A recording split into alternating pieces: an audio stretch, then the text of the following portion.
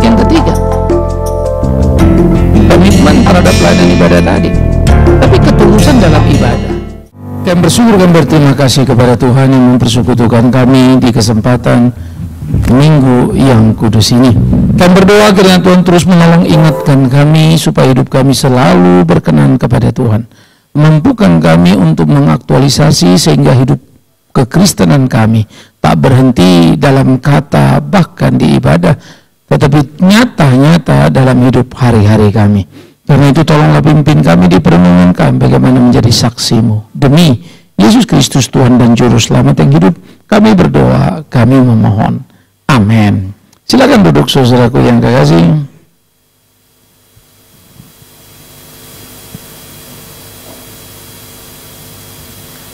Baik saudara, kita akan membuka Alkitab kita dari Kisah Rasul pasal yang pertama.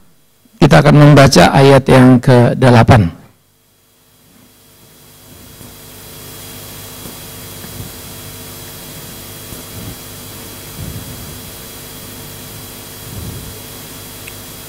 Kalau saudara sudah menemukan Kisah 6, 7-8-nya, saya baca 6, saudara baca 7, 8-nya kita baca sama-sama. Maka bertanyalah mereka yang berkumpul di situ, Tuhan, maukah Engkau pada masa ini memulihkan kerajaan bagi Israel?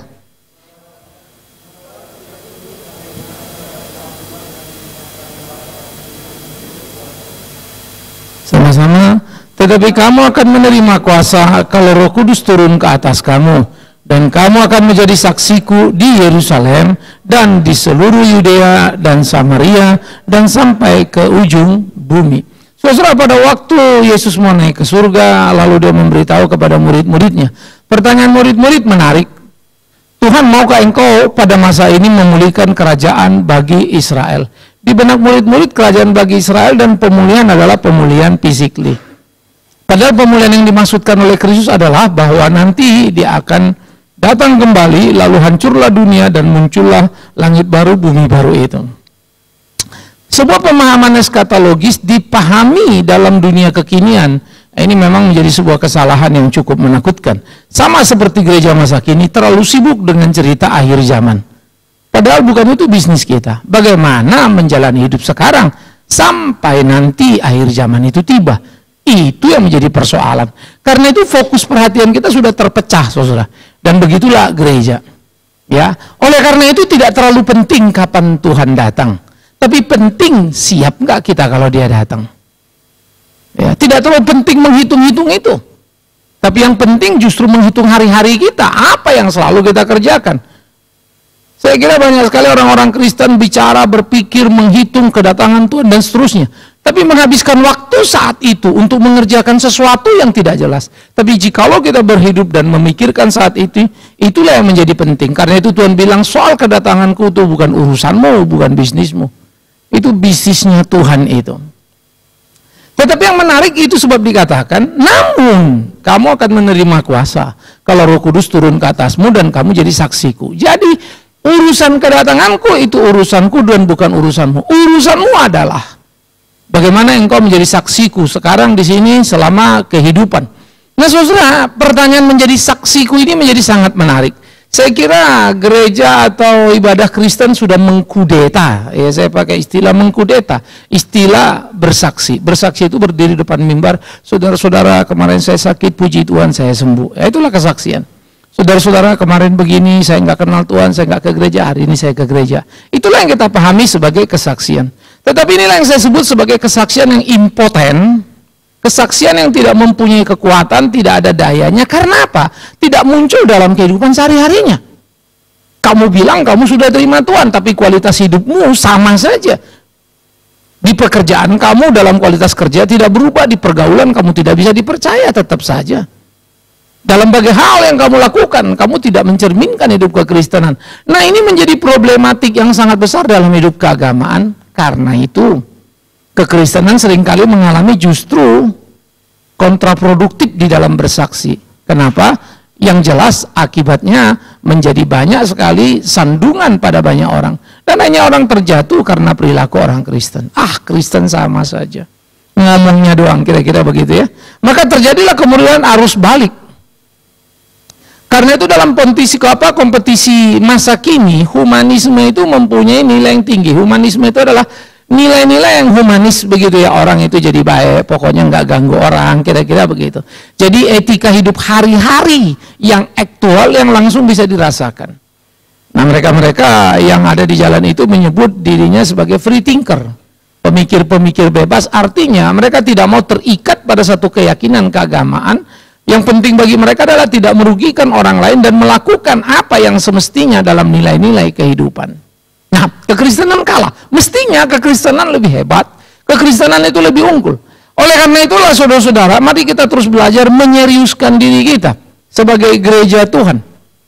Bagaimana sih orang bisa bersaksi? Yang pertama dikatakan, tidak mungkin engkau menjadi saksinya tanpa kuasanya ada dalam dirimu. Tapi kau bisa bersaksi tanpa kuasanya. Artinya, saksi yang dipahami mimbar tadi, saudara-saudara saya begini dan begitu.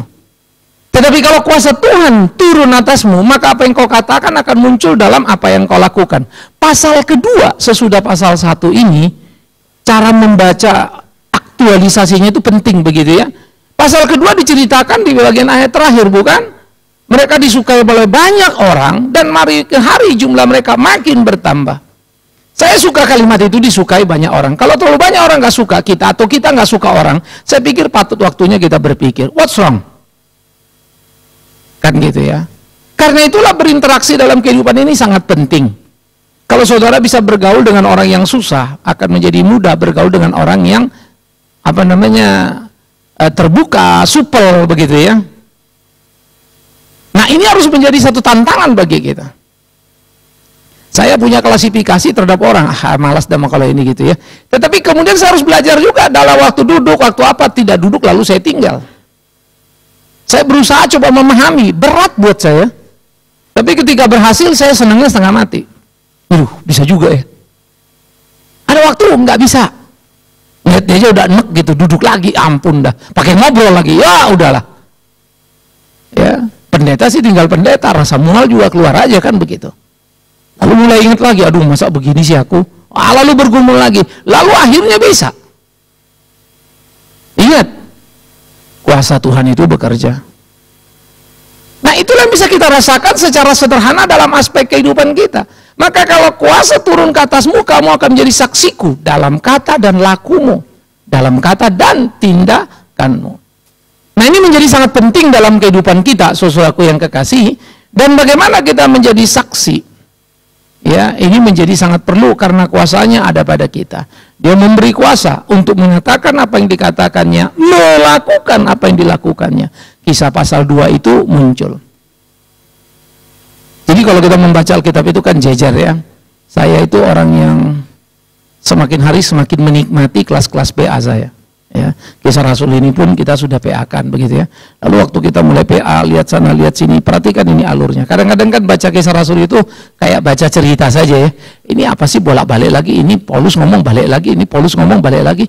Anda pikir firman Tuhan itu habis diomongin hari ini nggak muncul besok? Seluruh aspek apapun kita bicarakan, suka atau tidak, kata kuncinya ada pada firman itu. Ya. Makanya menarik ketika Yesus berkata kan, ajarkanlah kepada anak-anakmu berulang kali. Tapi mengulang-ulang tentu bukan dalam konteks mengulang apa yang sudah kita bicarakan lalu, tapi mengulang dalam bentuk berbeda sesuai konteks yang ada. Tetapi konten itu tidak akan pernah bisa berubah, karena itulah kebenaran yang prinsipal. Isi Alkitab itu tidak akan berubah. Konteksnya, situasinya, itu yang berubah-ubah. Bagaimana cara kita mengatakan. Tapi yang kita katakan, kalau kita kutip ayat itu ayat yang 1 tahun lalu, 2 tahun lalu, 3 tahun lalu kan. Mungkin udah 20 kali kita ngomongin ayat itu. Tapi di konteks yang berbeda-beda, dan tentu penjabarannya berbeda, sesuai dengan situasi atau kondisi yang sedang terjadi itu apa. Sehingga bahasa Alkitab itu terkomunikasikan. Nah, itulah menjadi saksi Tuhan. Oleh karena itu, kalau kita mau menjadi saksinya, bagaimana kita bisa menjadi saksinya? Yang pertama tentu, suka atau tidak, Anda mesti tahu siapa dia dong. Masa kamu bersaksi tentang Yesus tapi kamu nggak tahu siapa Yesus? Saudara-saudara, saya mau cerita ya tentang Amerika. Wah, bagaimana luar biasanya jalan-jalannya dan semua. Lalu ditanya, Bapak pernah ke Amerika? Belum sih. Ya elah, Bapak ini mau cerita apa ini? Sekarang sih kita bisa cerita, bisa. Buka saja Google. Saudara mau dari mana kita mapping kan? Kita tinggal lihat peta daerahnya. Tapi beda dengan orang yang sudah datang. dengan orang hanya mengambil data yang tidak mempunyai sentuhan langsung. Sama dengan, bisa nggak haji berkhotbah dari Alkitab? Bisa, dia baca, dia pelajari, selesai. Saudara bisa berkhotbah? Bisa, apa urusan sulitnya itu? Gampang itu. Itu tinggal masalah belajar saja kan. Apalagi kalau saudara pasti lidah. Ya, sekali baca langsung khotbah. Nah, cuma memang itu bedanya ya. Sekali baca langsung khotbah, 50 salahnya. Berantakan semua. Alkitab nggak bilang begitu sebetulnya. Jadi kalau orang membaca, siapapun dia bisa. Untuk tahu, siapapun dia bisa. Untuk melakukan. Nah, itulah bedanya. Orang yang mendapat kuasa dan tidak. Orang yang mendapat kuasa membaca Alkitab itu merubah dia. Ya. Makanya membaca Alkitab, kita tidak sedang menjadikan Alkitab subject to us. No. Banyak orang bilang subjek kita Alkitab. Salah. Terminologi berpikir kita mesti jadikan subject to objek. Subjek lebih tinggi daripada objek. Sebetulnya ketika kita membaca Alkitab, Alkitab itu subjek, kita objek. Tapi kita membaca Alkitab menjadikan Alkitab itu apa? Objek bacaan kita. Sehingga Alkitab sebagai objek mesti mencocokkan dengan apa yang kita mau. Maka kita pilihlah ayat yang kita sebut ayat emas yang paling saya sukai. Saya nggak tahu yang lain itu perak tembaga kali ya. Ini kita. Nah, jadi ketika kita belajar membaca Alkitab, sikapkan, tempatkan dirimu sebagai objek, Alkitab subjek. Apa Alkitab bilang pada saya? Apa yang Alkitab ajarkan pada saya? Maka itu sebab Paulus berkata, segala sesuatu yang dilakukan oleh Kudus, yang dituliskan itu, bermanfaat untuk mengajar, mendidik, dan seterusnya, merubah perilaku. Luar biasa ya. Nah, disitulah kemudian, saya bisa jadi saksi kalau saya tahu Alkitab bilang apa pada saya. Karena saya akan jadi saksi bukan tentang diri saya, tapi tentang Tuhan saya. Nah, saudara-saudara, formasi pemikiran seperti ini harus kita bentuk ya, sehingga kita terus bisa mengukur diri kita dengan baik, supaya dari waktu ke waktu, minggu ke minggu, kita dengar khotbah, kita belajar ya, ada seminar, ada ini, ada itu. Jangan hanya berhenti menjadi sebuah pengetahuan. Ya, karena itu akan menjadi sama dengan agama lain yang melakukan studi banding agama, mereka belajar Alkitab. Tetapi harus diikuti dengan perubahan di dalam perilaku tadi, menjadi saksiku. Apa yang paling dekat, saudara? Saya kira ada hal yang paling sederhana di dalam menjadi saksi Tuhan, dan saya akan mendowngrade ini, atau bukan mendowngrade, tapi membuat ini apa? Jadi membumi, coba yang hal-hal simple. Saya pikir ini menjadi penting untuk kita bisa mengukur supaya di dalam gereja ini juga berasa begitu. Menjadi saksi Tuhan itu bagaimana sih, Pak? Sehingga saya bisa bersaksi di dalam satu hal yang harus saya sampaikan ya. Saksi tanpa aksi itu omong kosong. Saksi harus diikuti dengan aksi. Itu baru Kristen. Ya. Jadi kalau saksi minus aksi, nothing. Saksi plus aksi itu Kristen. Nah, bagaimana aksi tadi? Saudara kan nggak mungkin, oh saya udah bertobat Pak, saya udah mau kenal Tuhan, saya mau sekolah teologi. Nggak hebat juga. Ya, istri saya baru masuk sekolah berapa tahun. Mabuk-mabuk lah, umur sudah kepala 5 baru masuk sekolah, kan sulit ngikutin gitu ya. Kenapa nggak dari dulu Pak? No, saya nggak mau dari dulu. Karena dulu harus konsentrasi, fokus ngurusin anak, itu kesibukan. Sekarang sudah lebih tenang, anak-anak dia boleh sekolah, saya masih bisa ngawasin karena sudah tidak terlalu lagi sedang gerabak-gerubuk memulai sesuatu, anak-anak sudah mulai tambah. Tetapi hidup dia tidak boleh tidak produktif, bukan? Hidup dia harus produktif sampai hari mati kita. Ya, jadi belajar itu kan gak ada berhentinya. Tetapi itu hanya sebuah knowledge loh nanti.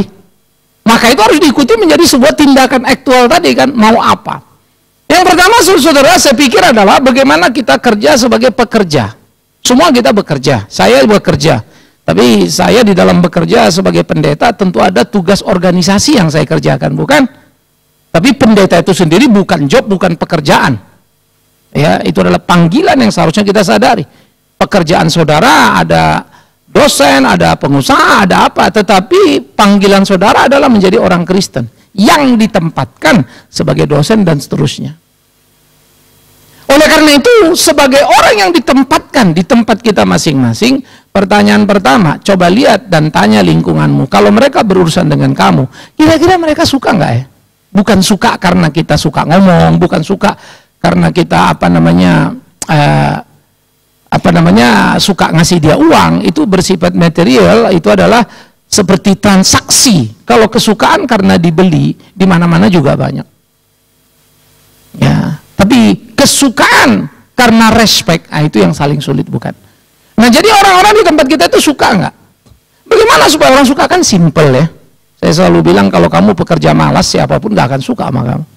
Jadilah pekerja rajin. Kalau kamu pekerja rajin, ya, saya suka Amsal. Kerajinan pun tiada gunanya tanpa pengetahuan. Wih, keren loh kalimatnya. Itu selalu mengganggu saya itu. Ada orang rajin kerja tapi malas membaca. Ya bagus loh. Kamu rajin belajar juga. Sehingga keterajinanmu tadi ditambah dengan pengetahuanmu yang terus bertambah. Waduh, luar biasa itu. Ya, saya kemarin nonton film John Nash. Sorry, F-nya di tempat saya lupa. Force Nash apa ya?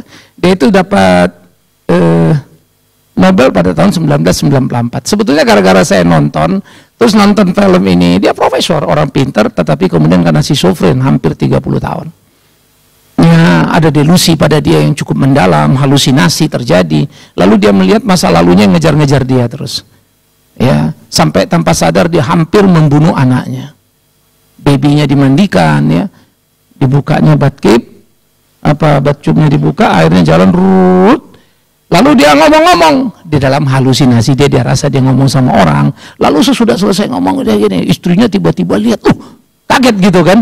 Karena ada sesuatu, ini pintu terbuka, ada yang nggak beres gitu. Lalu dia berpikir karena memang istrinya tahu, lari dia ke atas. Betul, air itu jalan terus. Kenapa kau biarkan? Ada Jerry di situ. Saudaranya yang sudah meninggal membayangi dia cerita si Jerry yang nungguin babynya. Gila kamu, tak ada orang di sini. Istrinya nggak kuat, sempat mereka bercerai, sempat mereka berpisah. Tapi memang istrinya juga luar biasa. Saya sudah mendengar dari seorang profesor psikolog, lalu dia bilang, oke, dia kembali coba mengusahakan mengerti suaminya. Kalimat pertama itu yang saya kagumi ya. What do you mean about real? Apakah yang kau lihat itu real? Apa yang kau pikirkan tentang yang real itu, yang nyata itu? Ya aku lihat semuanya nyata. Ya memang nyata karena dia sakit, bukan? No. Istrinya ambil tangannya. Ini loh yang real, dia pegang. Ini loh yang real, dia pegang suaminya. Dia peluk suaminya. Ini yang nyata sayangku. Tentu tidak ditele-telekan lanjut, tetapi itu menjadi satu titik awal cinta yang mengubah. Tapi 30 tahun loh dia schizofren. Dalam 30 tahun sampai dia berhasil melawan. Masih kamu lihat nggak? Masih ada nggak mereka? Masih. Lalu gimana? Aku sudah nggak peduli sama mereka. Keren ya? Mereka ajak ngomong, aku udah nggak mau dengar lagi. Tampaknya mereka sudah jengkel dengan aku. Tapi aku sekarang sudah bisa mengatasi, nggak ngomong sama mereka. Masih tetap bayang-bayang itu mengikuti dia. Karena dia juga pernah tentara, pernah perang. Lalu dalam bayang-bayang itu dia disebut pengecut karena beralih profesi, lalu mulai sekolah, lalu jadi profesor, begitu ya. Kamu tentara payah. Rasa tertuduhnya numpuk macam-macam. Pasti punya latar belakang. Tetapi kesimpulannya adalah bagaimana kemauan dia yang begitu kuat. Sampai dia menemukan sistem ekonomi yang sangat luar biasa. John Nash punya itu sangat dikenal sedunia. Dapat Nobel tahun 94, umurnya sampai 86 tahun sesudah dia meninggal. Masih ada 86 tahun, masih ada. Yang menjadi menarik saudara adalah waktu saya berpikir lalu saya tonton ya. Gila ya. Istrinya 30 tahun mendampingi suaminya. Kesaksian itu siapa yang bisa bantah ya? It's love. The power of love. Itu dia. Kalau bukan cinta daripada istrinya menyadari kondisi suaminya yang memang baik, nggak neko-neko, tetapi orang yang schizofren ini mana mau dia urusin? Tapi dia urusin. Kadang saya berpikir loh saudara, saya orang yang kurang sabar. Saya set kalau berpikir, mau juga cepat. Lalu saya pikir-pikir, kalau saya ini kuat nggak begitu ya? Saya bayangkan saya mesti dampingi istri saya, lalu saya mesti ngurus dia, ya, lalu dia nggak bisa mandi, saya bayangin itu selalu. Lalu dia teriak papa, lalu saya mesti ada di sampingnya. 30 tahun. Wow, sulit banget ya. Lalu saya mulai merasakan gimana dia harus dampingi saya. Ya. Jadi istri saya, sekretaris saya, driver saya. Tak gampang ya. Jadi sometimes kamu nyetir cepat ini ya, tapi kadang-kadang salah ini kelewatan aku ya. Jadi ngerti ya ya. Itu perasaan sesungguhnya. Jadi pengakuan depan jemaat kan ya. Bagi saya dia nyetir lambat. Ya, bagi saya. Tapi saya juga kadang bilang, Pak, lo kalau makin trek gue makin grogi gitu. Tapi kalau saya tidur, cepat juga sih nyampainya. Karena efek Big Man Syndrome itu udah mulai pindah kali. Nah, oleh karena itulah mengerti bagian ini menjadi sangat penting. Menjadi saksinya. Bagaimana aku bisa melihatnya? Elisnas menunjukkan saksi itu kepada suaminya. Wow, indah ya. Di mana engkau ada? Seperti apa orang mengenalmu? Itu penting. Karena itu kau punya kerjaan adalah orang yang rajin. Kau orang yang berpengetahuan. Tapi kamu orang yang suka menolong orang. Ringan tangan, saudara. Sehingga sahabat-sahabat akan senang. Saya dulu paling nggak bisa kalau ngeliat ibu-ibu angkat tas. Jangan bilang ibu-ibu perempuan, pasti saya angkat. Saya selalu ajar anak-anak saya, walaupun kadang-kadang kalau mereka sudah antar temennya gini, jadi antar temen dulu pulang kemalaman. Gimana sih lo kemalaman? Iya Pak, tadi temen yang diantar semua pada yang ini di sana sini jadi satu-satu. Gimana kok yang bawa mobil? Ya akhirnya saya diam karena memang saya ngajarin. Pantang bagi kamu ngatarin teman perempuan turunin di halte. Kau bukan laki-laki. Itu prinsip saya. Saya paling nek kalau melihat orang antar stop di tengah jalan. Kalau itu temenmu antar sampai ke rumah. Jauh Pak. Saya dulu sampai ke ujung-ujung sana ngantarin orang. Karena waktu saya kerja, saya sudah punya mobil, saya guru sekolah minggu. Selesai persekutuan, kita muter dulu. Lama muternya daripada pulangnya. Mendingan saya ngandang mobil, pulangnya lebih cepat istilahnya. Tapi saya juga tahu lah, saya dikasih mobil oleh Tuhan, diberkati. Sebelum saya nikah, pasti ada tujuannya. Dan saya paling rajin ngantar, ya Greta tentunya. Sesudah belakangan itu udah kena love itu begitu ya. Saya agak rajin ngantar dia. Pokoknya semua saya antar belakangan dia.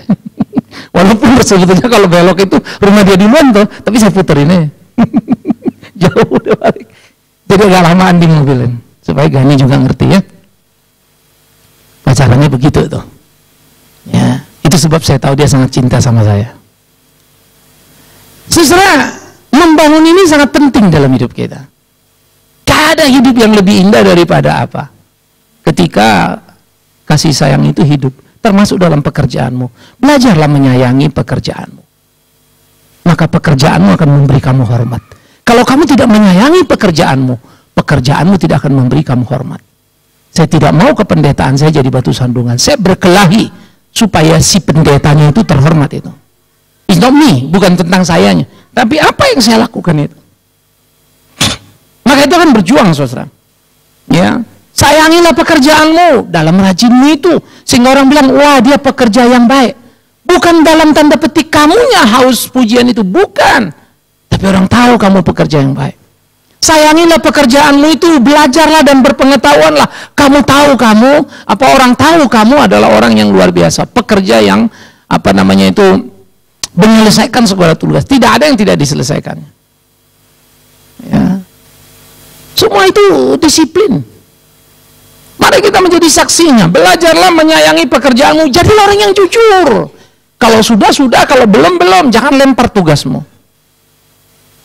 Saya kagum sama Western, cara-caranya orang-orang Barat kan kalau udah salah, I'm sorry gitu ya. Sorry, langsung sorry kan. Kalau kita kan gak ada sorry ya. Aduh tadi si Anu sih. Iya pak, tapi tadi saya sorry nih karena. Mesti cari orang salahnya siapa gitu ya. Kalau lagi di jalan tentu yang kita saranin lampu merah kan gitu ya. Waduh pak, lampunya merah terus, pas saya lewat merah terus. Padahal satu yang merah, 4 enggak. Terbiasa kita. Sama seperti saya bilang, kalau kita suka, udah di mana Pak Big Man? Saya dulu kan on the way. On the way itu kan paling enak ya. On the way orang udah susah nebak, namanya pendeta, nggak berada lagi nanya kan. Padahal nggak jelas itu on the way dari mana, dari kamar mandi ke kamar tidur, itu juga on the way kan. kamar tidur ke kamar mandi on the way juga, dari ruang ke rumah ke garasi mau ke mobil juga on the way. Jadi saya membiasakan diri, hanya walaupun dengan rasa malu, maafkan saya, ya saya sudah di jalan, posisi sekarang di sini. Aduh Pak, berapa menit lagi ya? Ya kalau nggak macet segini. Ya dulu itu seringkali sopir saya kalau sudah nguber, udah Pak lu ke samping dah, saya nyetir sendiri. Ya, jadi saya nyetir dalam kondisi yang kemarin-kemarin inilah sebelum pingsan itu. Jadi saya sering nyetir kalau sudah mampet luar biasa begitu ya. Udah kamu ke samping saja. Ya. Oleh karena itu saya coba ngatur waktu supaya jangan kepepet-kepepet gitu loh. Rasanya salah dan memang saya salah. Tapi saya juga nggak bisa menambah kesalahan dengan menyebut on the way, dan saya juga nggak bisa menambah kesalahan itu dengan macet jalan. Saya memang berangkatnya agak siang.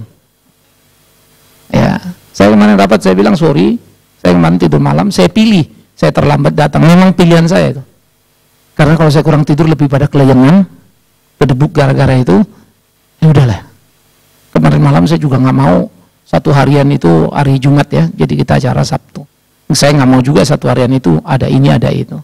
Tapi itu waktu-waktu mahal yang saya mesti isi. Jadi saya Jumat itu agak ekstra. Nah saudaraku yang kekasih, yuk kita belajar yuk mencintai itu. Sehingga apa yang kita kerjakan itu selalu finishing well. Ya. Mulailah lihat. Sejauh mana orang mengenalmu sebagai pekerja. Sayangilah pekerjaanmu, maka pekerjaanmu akan memberi hormat kepada kamu. Sayangilah pekerjaanmu, perhatikan sekali lagi, maka pekerjaanmu akan memberi hormat pada kamu. Siapa kamu? Akan dikenali dari kerjamu. Itu identitas Kristen kita itu. Karena itu yuk kalian di kantor berkelahilah dengan diri. Gak bisa malas lagi, gak bisa gak jujur lagi. Kerja. The best lagi, best of the best. Itu kita kejar. Ya. Saya seringkali dimintain mau dirikan sekolah, beberapa gereja mau bikin sekolah misi. Pak Bingmen, boleh nggak ada waktu nggak gini? Ya, oke, kita atur. Udah, terus gimana Pak? Saya presentasi A sampai Z. Kesulitannya ininya, gara-gara sering diminta dan saya mau, akhirnya saya juga tahu ada beberapa, mestinya kesini. Yang saya belum lakukan di sekolah kita. Oh iya, ini mesti begini nih. Yang untung siapa sih? Saya. Untung kok. Menguasai dengan baik apa yang ada, lalu tahu lubang-lubangnya di mana. Makanya outstanding di sini banyak banget mau bikin ini, tapi kadang uang yang nggak ada lah, orang yang nggak ada lah, ininya nggak ada lah. Ya sudah, apa boleh buat? Ya pergumulan yang mesti menunggu kapan Tuhan mau mengerjakan itu dan waktu dia yang tepat itu. Jadi pikirkanlah. Kalau kamu mahasiswa, kamu pelajar, maka sayangilah kepelajaranmu, sayangilah kemahasiswaanmu, supaya kamu mahasiswa pelajar yang dihormati orang. Jadilah teman yang jujur bagi teman-temanmu. Jadilah pelajar yang bertanggung jawab itu. Itu di pekerjaan kita. Aspek yang kedua, saudara, bagaimana kita bersaksi? Komitmen ibadah kita. Kita orang yang bekerja tiap hari ada di luar sana atau kita kuliah, lalu di luar lingkup gereja kita. Sejauh mana sebetulnya kita komitmen menjadi orang Kristen? Ini patut kita pikirkan ya. Seringkali kita kan tidak komit sebagai orang Kristen. Cuma jadi orang Kristen karena bapak emak kita Kristen, betul? Lalu lahir Kristen. Kebetulan teman-teman kita Kristen. Mereka rajin ke gereja. Maka kita ke gereja itu sebetulnya bukan sebuah komitmen terhadap respon kasih Allah yang besar itu. Kita ke gereja itu lebih karena kewajiban yang tertempel pada diri kita. Ya. Kita harus ingatin anak-anak kita, nggak ada hebatnya kalian melayani. Mau jungkir balik kalian tiap pagi, Sabtu latihan, pagi pelayanan. Ya karena itu hanya karena kagak enak atau seneng main musiknya, sampah juga itu. Belajarlah melakukannya karena komitmen kepada Tuhannya. Saya khotbah gini omong kosong itu kalau saya nggak punya komitmen terhadap pelayanan yang Tuhan percayakan. Apalah sulitnya berkhotbah, semua orang bisa. Dan apa ruginya berkhotbah? Karena dapat uang dari khotbah. Bahkan orang banyak menjadikan khotbah tempat cari uangnya. Jadi kita juga mesti bergumul masing-masing kan. Oleh karena itu komitmen ke dalam gereja itu ada ibadah kalian. Kalau saya dulu punya moto, selalu saya punya moto dalam hari-hari saya. Waktu saya guru sekolah minggu, tidak mungkin saya tidak mengajar di sekolah minggu kecuali patah kaki. Kalau cuma meriang, demam, saya hadir tuh. Udah bukan satu kali. Ya. Saya pernah pelayanan remaja, meriang saya. Sampai meriang hanya itu. Saya bilang, sorry saya nggak kuat berdiri. Kalian siapin kursi sama meja ya. Waduh, sampai mereka dengar, iya kenapa nggak bilang sakit, udah nggak usah datang. Lah, saya pikir, ya selama saya bisa berdiri itu moto saya kok. Saya yakin masih Tuhan tolong saya. Ya. Padahal suaranya saya mesti mimpin kebaktian lagi. Udah saya pimpin mereka pelan. Selesai itu istri saya jemput lagi. Ya. Karena saya udah nggak kuat nyetir mobil. Sudah jemput, makan vitamin C, minum teh manis, tidur berapa menit cuma dapat. Sorenya sudah kita mulai pergi pelayanan. Luar biasa. Sorenya saya seger. Segernya itu rada nggak bisa saya mengerti gitu. Maka saya sadar betul. Ya, itulah anugerah Tuhan yang diberikan terus menerus dalam pemeliharaan itu. Oleh karena itu, komitmenlah dalam ibadah. Segala sesuatu itu susah karena kita biasakan itu susah. Lalu kita hidup di situ dan kita selalu berkata itu susah. Tapi kalau kita komit dan mau sungguh-sungguh, pasti bisa. Selalu ada jatuh bangun, yes, tapi komitmen itu membawa kita. Di dalam komitmen beribadah kita itu tantangan-tantangan bukan saja lingkungan, godaan bisnis yang untuk membuat kita, udahlah gerejanya nomor 5, ya hiburan, nonton, kan begitu. Tapi ada juga persoalan dalam hidup kita. Komitmen ibadah kita itu digoncang gak karu-karuan. Ya. Bagaimana kita lagi mau melayani, tetapi mulai mengalami gundangan gak karu-karuan. 1001 peristiwa bisa terjadi dari hidup. Kita anak mau beribadah, orang tua kita mabok-mabokan. Kita orang tua mau pelayanan, anak kita yang mabok-mabokan. Kita mau kerjakan ini, tapi situasinya begini dan begitu. No stop. Maka kita nggak bisa itu, kita kemudian berhenti lalu tidak lagi menjadikan itu alasan nggak bisa lagi pelayanan. No, percayalah. Jangan kalian pikir Tuhan nggak bisa ngatur waktu dan situasi. Dia terlalu hebat dan luar biasa. Nah, tinggal jernih, pelan, tenang, kita selalu bertanya, Tuhan bicara apa ya? Tuhan mau apa ya? Sehingga dengan demikian terjadi pembelajaran sebetulnya dalam hidup kita. Tuhan itu mengasihi kita, ngajarin kita.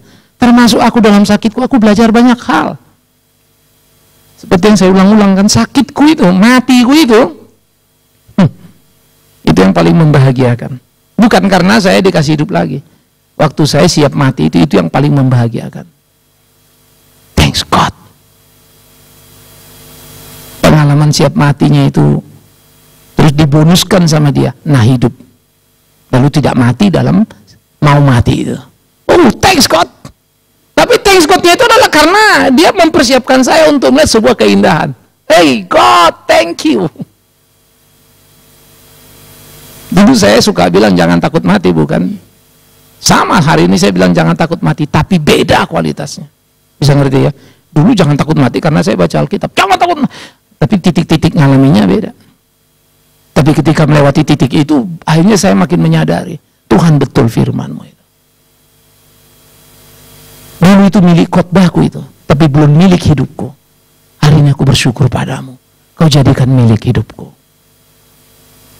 Pendeta khotbah di mimbar semua bisa garang. Tapi day by day dalam jalani kehidupan, semua bisa beda. Nah karena itu komitmenlah dalam ibadahmu. Komitmenlah dalam pelayanan yang harus kau kerjakan. Ingat, Tuhan tidak akan membekalikan kita. Coba kita pikir dengan sederhana ya saudara. Kita kan seringkali kalau mau kerja itu, jungkir balik juga ayo ya. Tapi pelayanan enggak. Saya ingat betul kalau saya masih punya proyek di Unisobo. Ya, kita berangkat berdua. Orang kantor saya bawa, mekanik kadang-kadang kalau perlu, kalau nggak 2, 3 begitu, atau 3, 4 gitu. Paling dikit kita berangkat 2, ada gantian untuk drive. Tapi kebanyakan saya yang drive karena memang saya hobi. Berangkat jam 10 malam Jakarta menuju Wonosobo. Sampai sana sudah check-in di hotel itu udah dini hari deh itu. Terlambatnya jam 6 pagi udah masuk. Tidur lu badan melenekin 2 jam, debut jam 8 udah langsung turun ke field. Masuk ke lapangan kerjain ini dan itu. Sampailah itu malam lagi. Ya, sebetulnya kalau saya lihat dulu itu kagak heran jantung saya ini juga jebol gitu. Secara medisnya. Dan itu sebulan sekali ya. Nah oleh karena itu saudara-saudara, yuk jadi orang-orang yang bermutu, yuk jadi orang-orang yang unggul. Komitmen pelayanan kita. Nanti saya pulang lagi capek, nggak ada istilah capek. Besok kalau malam itu saya tidur jam berapapun, minggu kelas sekolah minggu saya ngajar sekolah minggu. Nggak ada anak-anak saya lebih dulu hadir dari saya, karena saya guru sekolah minggu. Pantang buat kita itu terlambat. Ya. Sekarang badan rontok gini memang jadi susah juga. Dulu kan kita masih kuat, pergi tidur 3 jam juga cukup, ayo gitu ya. Yuk komit tuh, khususnya saudara-saudara yang masih kuat-kuat ini. Gimana komitmen pelayanan kita? Dan ingat, tidak ada pelayanan tanpa kos. Dan ingat, jangan pikir mau dekat Tuhan melayani Tuhan lalu semua mulus, omong kosong, badainya makin kencang. Dekatlah setan, nah itu mulus itu. Pergi kau ke Gunung Kawi, pulang, daganganmu nambah terus itu. Ya, tipulah orang, cepat kaya kau. Korupsilah sebanyak-banyaknya, hebat kau. Betul toh? Tapi coba hidup sejujur-jujurnya, sakit kamu. Sudah jujur diomongin orang lagi. Digoblok-goblokin lagi kita. Udah bener digoblok-goblokin lagi. Hidup kadang-kadang susah. Nah inilah pergumulan kita saudara, sehingga yang kita sebut saksi itu adalah di aspek yang ketiga. Komitmen terhadap pelayanan ibadah tadi. Tapi ketulusan dalam ibadah. Dalam pelayanan. Ketulusan itu penting sekali. Jangan pelayanan supaya orang lihat kamu beda. Wah dia hebat loh. Dia pelayanan loh, padahal dia gini, padahal dia gitu. Saya harap ya kita terus berhati-hati sekali dalam bagian seperti ini. Saya terlalu banyak dikomplain orang. Pak, si Anu Bapak kenal ya? Iya. Aduh Pak, jelek namanya di bisnis Pak, bla bla bla bla bla. Saya juga memang bukan satu dengar itu. Aduh Pak, si Anu masa dia jual begini-begini. Buat dia itu kan 30M kecil Pak. Dia kerjain juga Pak. Alasan ini, alasan itu. Kalau bisa dicekek tuh orang mau mati semua. Itu orang non Kristen lagi Pak, sampai marah-marah ini. Ketulusan itu penting loh. Ya. Sehingga dia pelayanan luar biasa. Tapi konyolnya juga, rusaknya juga luar biasa. Gak tulus. Karena banyak orang melayani itu mau mencari statusnya. Yuk belajar yuk. Tapi ingat ya, saya nggak akan bilang kalau kau lakukan itu maka hidupmu mulus, berkatmu 10 kali lipat, omong kosong itu. Bisa jadi dibanting-banting Tuhan itu kita, supaya makin tahan banting. Babak belur kita, supaya makin kuat. Jangan pernah cengeng jadi orang Kristen. Kita harus solid. Saya bersyukur pada Tuhan untuk semua kesulitan hidup yang saya alami. Karena pada akhirnya saya baru ngerti belakangan kan, bahwa itu adalah berkat pelengkap dalam saya melayani. Saya nggak segan untuk bicara itu karena saya melewati. Dan sadar masih dan nunggu lagi berbagai hal. Nggak tahu apa. Urusan Tuhan itu bukan urusanku. Yuk sama-sama yuk. Karena itu saudara-saudara, komitmen pelayanan jangan tertunda. Capek apa lalu kita tidak pergi ke gereja. Ketulusan pelayanan jangan terganggu. Lalu kita mau melakukan hanya rasa tidak enak dan apa. Ini urusan kita sama Tuhan. Ya. Saya memang selalu berasa ya, kalau secara umum ada pemberitahuan, yuk ada acara ini, acara pasti yang datang dikit. Tapi kalau saya yang kirim undangan SMS, yang datang jadi banyakan. Cuma kadang-kadang saya pikir apa mesti terus begitu. Akhirnya saya berhentiin, saya juga nggak mau. Walaupun saya tahu banyak. Resiko lah sudah keberapa orang yang mau mencintai Tuhan, ya sudah itulah. Sungkanitasnya lebih tinggi ketimbang panggilan tadi dan ketulusan dalam mengikuti, kan jadi repot juga. Akhirnya saya juga ngajarin orang berdosa jadinya. Ya. Di dalam bagian-bagian seperti inilah saudara kita perlu bergumul. Ketulusan dalam ibadah itu membuat kita sebetulnya juga tulus dan tidak menjadi orang yang pelit dalam hidup orang Kristen. Perhatikan juga diri kalian masing-masing ya saudara ya. Kalau kalian pelit sebagai orang Kristen, sulit mengatakan kalian Kristen. Saya tidak suka khotbah untuk bilang saudara berikan perpuluhanmu, berikan persembahanmu berkali apa Tuhan akan berkati kembali berkali-kali lipat. Omong kosong itu. Saya akan bilang penjahat kalau kau berhitung dengan Tuhanmu. Dia tidak berhitung memberikan nyawanya untuk kita pendosa gila ini yang harusnya dibinasakannya. Dia nggak punya kewajiban pada kita untuk menebus dosa kita, tapi dia lakukan. Mengapa kita hitung-hitungan dengan dia? Berapa sih duit yang kita kasih? Kalau kita kasih itu 10% dari uang kita, 100% itu dari dia kok. Kita kasih 100%, nyawa kita punya dia kok. Kita kasih nyawa kita, nggak berharga. Pendosa kita ini. Maka waktu Mazmur bilang, berharga kematian orang yang percaya. Wah iya betul, percaya itulah yang membuat kita bernilai, iman itu. Karena itu saya pikir ya, dalam pelayanan itu bersifat proaktif itu penting. Ambil bagian. Ya.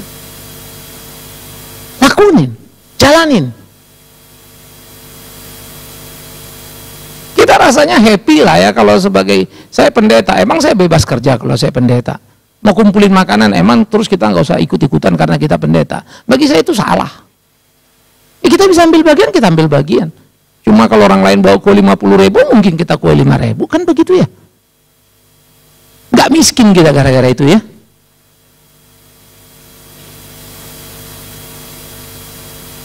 Yang kita lakoni di dalam hari-hari kita di kantor kita sama. Ya Prabowo kita persekutuan di kantor dulu kita beli-beli makanan terus. Aduh beli-beli ini nggak beres juga, belum tentu juga apa oke gitu. Udah di rumah masa tiap hari Rabu pagi, Rabu siang makan di kantor. Ya. Kita tinggal hari ini ada si anu ini, ada acara ini, si anu ini, tinggal tambahin ekstra kan gitu. Mungkin kita beli lauknya. Happy aja makan di kantor. Jadi ada hal yang kita lakukan sebetulnya itu kan kalau dihitung-hitung sebulan 4 kali ya, gila kan gitu. Tapi sorry dulu loh, berkat Tuhan saya masa-masa itu bukan sebulan 4 kali, tiap kali. Apa hebat yang dilakukan Pak Bigman? Kagak, bodoh saya kalau saya hitung itu. Lalu kenapa Bapak cerita pada kami? Supaya kalian tahu dan melakukan itu. Tapi jangan pernah menghitung itu. Berjibakulah. Lakukanlah, cungkir baliklah. Itu sebab kalau kita memberikan persembahan, mari kita belajar menghitung hari-hari kita. Itu saya suka Alkitab ya. Ajar kami menghitung hari-hari berkat-Mu itu. Berkat Tuhan hitunglah. Waduh, memang kalau kita ngitung berkat itu nyanyian lagu itu to remind kita semua ya. Bagaimana lah berkat yang tidak terhitung itu lalu kita hitung mau memberi kepada Dia. Saya nggak minta saudara dan jangan terus bilang, oh Pak Bigman betul nggak usah berhitung, lalu dompetmu kau kasih kau tinggalkan, terus pulang mau nebus nggak ada lagi jalan kaki kau ke Bekasi sana, waduh jangan sakit jiwa juga. Berilah berdasarkan apa yang ada padamu. Jangan kau pikir Tuhanmu itu rakus, mau semua isi dompetmu itu. No. Ketulusanmu. Oleh karena itulah saudara-saudara, orang seperti ini yang pelayanan ibadahnya tadi itu punya komitmen tinggi sehingga secara kuantitatif yang bisa dilihat dia hadir, tapi ketulusannya yaitu kualitatif juga ada dan muncul dalam kehidupannya. Dan orang ini di tempat kerja juga dikenali orang Kristen yang baik. Nggak sulit kan orang tertarik jadi Kristen ya? Nggak sulit. Kita bisa bikin KKR lalu orang saya bisa bikin nangis lalu agama pindah, itu urusan kecil itu. Ya, kita di Kalimantan sering KKR ya, itu ratusan orang tiap kali itu. Tapi saya tahu di antara ratusan ini, yang betul-betul itu pasti dikit sekali. Karena sudah selesai khotbah, kadang-kadang saya masuk kelas, saya tanyain gini, lalu lihat, 1-2 orang saya ajak ngobrol gitu kan. Dia tanya, ya karena saya hafal apa yang saya harus tanya, tahu saya apa yang saya. Saya tahu dia cuma angkat tangan nangis ya karena orang lain sedih, haru. Loh ini kok jadi lucu ya? Bukan karena kesadaran panggilan Tuhan itu. Ya. Kadang-kadang siapa pendosa, sadar kamu, terima Tuhan. Maju satu, yang pikir satu lagi temannya, ya gue juga dosa ini, ikut maju. Kesadaran manusiawinya. Sama seperti si Yudas. Yudas sadar nggak? Sadar, nyesel. Tapi apa yang dilakukannya? Bunuh diri. Petrus sadar nggak salah? Sadar, nyesel. Apa yang dilakukannya? Kembali kepada Tuhan. Gembalakanlah domba-dombaku. Ini dua hal yang berbeda ya. Karena itu bergumullah saudara dalam kehidupan itu. Lakonilah hari-hari itu. Sehingga dengan demikian hidup kita itu menjadi hidup yang terus-menerus bergairah.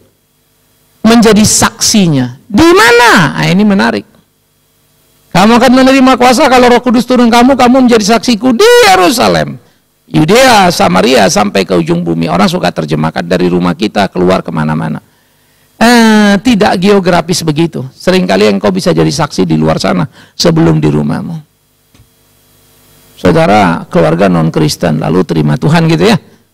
Satu keluarga musuhin saudara. Masa saudara tunggu keluarga bertobat semua baru saudara bersaksi keluar sana? Kan tidak. Lalu saudara saksi-saksi sampai keluarga bertobat.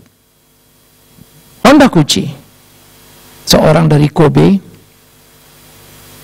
dia ikut sekolah minggu. Lalu mulai dia ngajar sekolah minggu, dia dengar dan gurunya itu memberi gambar Yesus pada dia pulang. Dia pulang, mereka keluarga Sinto yang baik, ngamuk bapaknya, dilibas anak ini pakai rotan. Budak, jangan pergi lagi ke Kristen. Dia ketakutan, dia menghilang. Guru sekolah minggu itu seorang misionari dan mereka terus berdoa. Tuhan tolong Honda Kuchi. Satu waktu sudah berlalu, itu dia masih SD, sudah SMA, nakal. Orang tuanya juga udah kesel, jengkel sama dia. Satu waktu ada temannya aja, di sana ada PA loh. Itu acara Kristen, tapi ceweknya cantik-cantik. Jadi pergilah mereka dengan tujuan kurang ajar ini ya. Pergilah karena ceweknya cantik-cantik ceritanya. Tapi di PA itulah justru Tuhan tangkap dia. Dia mikir, hanya ikut lagi. Dari pertama minatnya yang buruk itu lama-lama berubah jadi serius. Akhirnya dia mau jadi hamba Tuhan. Dia cerita sama orang tuanya, saya pikir gitu, wah ngamuk lah orang tuanya, dihajar, diusir dengan baju yang menempel. Akhirnya misioner itu tolong dia. Dia dikirim ke Amerika, masuk sekolah teologi dan jadi pendeta. Pendeta Honda Kuchi. 21 tahun melayani, diberkati luar biasa. Dan dia berdoa, Tuhan tolong aku. Aku mau KKR di tempat di mana aku lahir. Lalu Honda Kuchi berangkat ke Jepang, KKR di Kobe. Banyak yang datang, banyak yang terima Tuhan. Tapi yang membuat dia nangis luar biasa, nangis. Dan saya pun nangis membayangkan itu. Papa mamanya yang sudah tua pakai tongkat maju ke depan. Honda Kuchi turun dari panggung, dia peluk papa, dia peluk mamanya, dan dia berdoa. Seringkali terasa mahal harga sebuah pelayanan. 21 tahun. Tapi tidak ada yang bisa membeli dan memberi kebahagiaan. Sukacita yang melonjak luar biasa. Dapatkan itu. Honda Kuchi sudah jadi berkat Amerika, Eropa. Lalu dia dibawa kembali ke Jepang. Ada banyak kisah-kisah yang luar biasa. Ya, bacalah itu. Jangan sampai kalau Robin Williams semua kalian tahu cerita itu. Ya kan? Presiden ini kalian tahu semua ceritanya. Ratu ini tahu semua ceritanya. Bintang film ini tahu semua ceritanya. Tapi tokoh-tokoh ini seringkali kita lupa kisahnya. Kita nggak tahu. Yuk, jadi saksi. Yerusalem, Yudea, Samaria, ujung bumi, di mana saja, kapan saja. Maka bereskanlah. Tapi memang kalau kita start dari rumah, saya juga akan sangat sulit kalau anak-anak saya brengsek semua, juga sulit kan ya. Padahal saya pendeta misalnya. Tentu jadi pergumulan. Dan itu tidak mudah. Ya, anak-anak saya juga bukan anak-anak yang perfect. Yang bikin saya naik darah juga selalu saja anak-anak ada bikin saya naik darah. Rasa saya masalah karena standar saya belum mereka capai. Tapi saya juga ngerti mereka anak-anak yang dalam proses progres untuk menjadi, sehingga memang suka atau tidak beban yang saya pikul ini ya saya mesti jalani. Ya. Oleh karena itu saudara-saudara, jangan pernah menyerah. Karena menjadi saksi Tuhan itu adalah melewati apa? kesulitan yang ada. Jangan pernah menyerah, karena menjadi saksi Tuhan adalah melewati kesulitan hidup yang ada.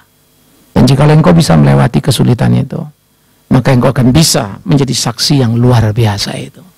Di badai engkau tegak, karena Tuhan memegangmu.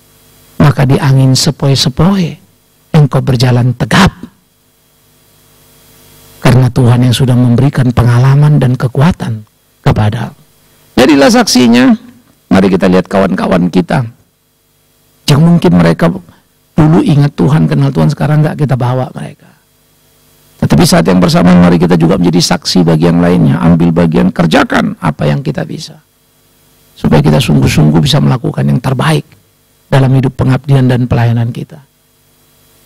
Ya, tiap saudara-saudara yang naik ke atas panggung, main musik, yang nyanyi, singers, ya, yang menjadi pemimpin puji-pujian, sadari itu jadi sangat penting untuk kita belajar. Saya punya Twitter, lalu saya tulis satu hal di dalam Twitter itu, ibadah, ya, itu ada 10 seri, tweet. Salah satu ibadah bukanlah ketika orang menjabat tanganmu, kamu turun dari panggung dan berkata, waduh, saya sangat diberkati oleh pelayananmu. Not that. Itu seringkali suara setan juga, membuat kita lupa. Ngerti ya? Pujian tulus pun bisa jadi suara setan kalau kita menampungnya dengan cara yang salah. Kadang-kadang makian orang dan ejekan orang bisa jadi sumber kekuatan yang menggairahkan, kalau Tuhan mengubahnya dengan cara yang hebat. Selamat menjadi saksinya, selamat beraksi dalam hidup nyata ini. Kita berdoa, saudara. Kami bersyukur, kami berterima kasih untuk firman hidup yang boleh kami dengarkan. Kami bersyukur, kami berterima kasih, biar Tuhan terus menopang dalam keseharian. Kami berdoa, Tuhan, Engkau sudah memanggil kami, buat kami lebih dalam menyadari dan selalu rajin memeriksa diri, apakah kami sudah seperti yang Kau kehendaki. Terus teguh untuk berpacu, berubah ke arah yang Tuhan mau, bukan dengan kekuatan diri, tapi Roh Kudus peka mendengarkan pimpinan-Mu. Kami berdoa, biarlah mata di sekitar kami melihat, merasakan kehadiran kami sebagai orang percaya. Mereka melihat hidup kami yang terukur, teruji. Mereka tahu Tuhan hidup di kehidupan ini. Terima kasih. Tuhan tolong kami, Tuhan pimpin kami supaya hidup kami terus berjalan pada jalan-Mu dan tidak melenceng dari apa yang Tuhan mau. Tuhan, kami serahkan hidup kami ke dalam tangan-Mu. Jadikan kami laskar-Mu yang tangguh. Terima kasih untuk gereja ini. Pinta kami, Tuhan, bukan bagaimana gereja ini bisa kami buat besar, tapi menjadi benar. Engkaulah sang kebenaran itu. Karena itu biarlah Tuhan bermurah hati menolong kami. Jikalau ada berkat Tuhan membuat gereja ini menjadi besar, sadar ingatkan kami. Tak ada jasa yang luar biasa yang kami lakukan. Karena tiap apa yang kami kerjakan justru menguntungkan kami, membawa kami makin dekat kepada Tuhan. Karena itu kami tidak pernah memberi keuntungan pada pekerjaan Tuhan. Karena memang kami tidak mampu dan Engkau tidak butuh apapun dari kami. Karena itu ajar kami bersyukur. Betapa ajaibnya keberadaan kami yang Tuhan libatkan dalam karya Tuhan yang mulia itu. Terima kasih apa yang sudah kami kerjakan sebagai saksi-Mu, biar Tuhan yang berkati. Kami berdoa untuk keluarga Joycer, ibunya yang Tuhan sudah panggil. Berkati keluarga ini terus hidup dalam pengharapan yang penuh. Berikan kekuatan penghiburan pada keluarga yang ditinggalkan. Khususnya untuk Joycer juga dalam hidup pengabdian pelayanannya. Di kedukaan kehilangan orang tua, biar mampu untuk melihat dengan mata iman. Syukur kekuatan hidup sebagai orang yang mengenal Tuhan. Berkati dalam pelayanannya sehingga dia justru menikmati hidup pemeliharaan ini dan makin bermutu dalam pelayanan yang dijalani. Tuhan tolong, Tuhan tuntun, pimpin senantiasa. Jadikan dia laskarmu yang tangguh yang mewarnai perjalanan gerejamu. Kami serahkan Joycer dalam tangan Tuhan. Lagi kami semua berdoa juga di dalam panggilan kami sebagai tubuh Kristus, peduli satu dengan yang lain dan saling memperhatikan. Sehingga kami boleh bersama-sama menikmati kehidupan ini sebagai berkat Tuhan, tubuh Kristus. Demi Yesus Kristus, kami berdoa, kami memohon. Amin. Mari kita berdiri, saudaraku yang kekasih, kita akan mengikrarkan pengakuan iman.